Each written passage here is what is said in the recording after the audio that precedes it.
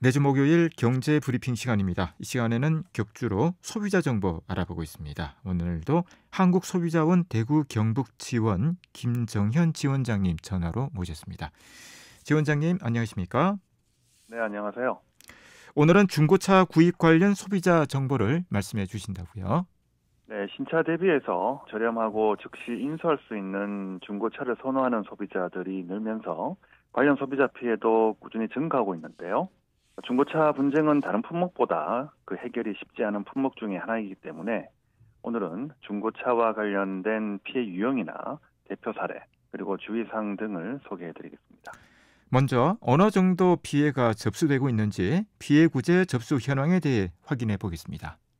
네, 최근 3년간 피해 구제 접수된 건수를 보면 매년 증가하고 있는데요. 2021년 94건을 기준으로 보면은 2022년도에는 19.1%가 증가한 112건, 2023년에는 10.7%가 증가한 124건이 접수됐습니다. 이런 증가 추세는 계속 이어질 것으로 보고 있습니다. 네, 이 중고차 관련 피해는 어떤 유형들이 많았나요? 네, 3년간 접수된 330건을 분석을 해봤는데요. 중고차 성능이나 상태에 대한 고지 내용과 실제 차량 상태가 다른 경우가 264건으로 80% 차지해서 가장 많았고요. 네.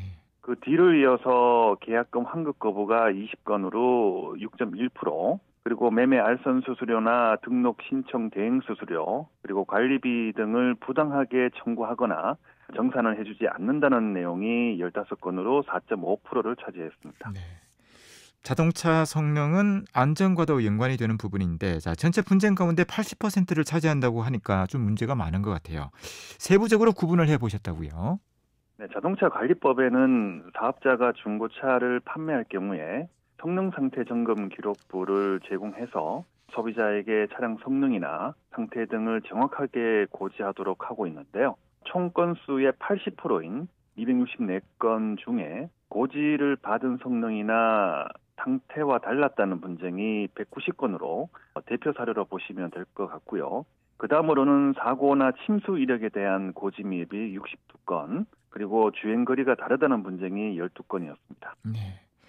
분쟁 해결이 어려운 품목 중에 하나라고 하셨는데 피해 구제 절차를 진행을 해도 해결이 된 비중은 높지가 않다고요? 네, 피해구제 절차는 합의 절차이기 때문에 법원처럼 승소를 할 경우에 강제 집행을 할 수는 없는데요. 네. 당사자 간의 합의로 해결된 비중은 128건으로 전체의 38.8% 정도였고요. 미합의로 끝난 사건의 비중이 56.1%, 그리고 분쟁조정위원회로 이관된 비중이 5.1%였습니다.